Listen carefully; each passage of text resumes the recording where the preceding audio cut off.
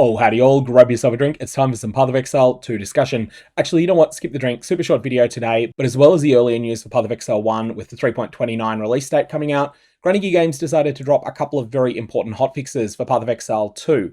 So these are the 051 hotfixes. Hotfix 5 came first. Now, there's several things here that are not tremendously important. Certainly not worth my while making a video about, but there are two very important things in here that you do need to know about. And that is that two of the Atlas Master notables that previously didn't work, they now do. Hilda's Ancient Inscriptions and Doriani's Disengaged Safeties. These are really important. Disengaged Safeties in particular, I think, is one of the ones that I'd had a lot of people asking me to reach out to Granny Gear Games about to try and get it fixed. Ultimately, I don't really have any better way to do that than just the same way anyone else would, which is making a message on the bug reports forum. But these are now fixed. As well as that, there's some other things, but I don't think they're quite as significant as the ones that are related to the two Atlas Masters, because I feel like those are things that people were avoiding using for a long period of time, and they're things that you definitely want to have. But in many ways, Hotfix 6 is the bigger one. Hotfix 6 is a huge buff to Ritual, and that's because all of these omens, Omen of Sinistral Erasure, Dextral Erasure, Sinistral Annulment, Dextral Annulment, Omen of the Blessed, and Omen of Sanctification, these can now generate in rituals in levels 79 and above. Previously, only level 80 and above.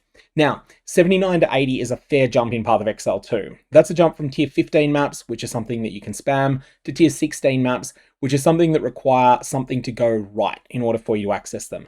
Either you need to irradiate the map, and irradiating the map is something that has a bit of an opportunity cost to it, because whatever investment you're making in the map in order to irradiate it is not available to be spent in another way.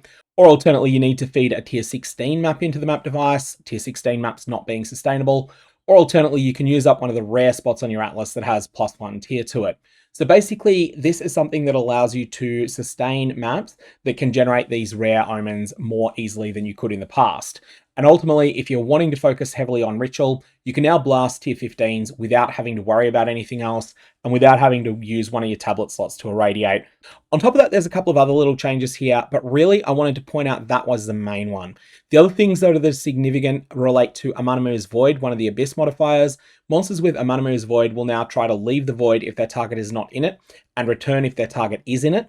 And on top of that, the uptime of Amanamu's Void has been nerfed from 90% to 50%. So when this effect is present on monsters, it's been nerfed quite a bit.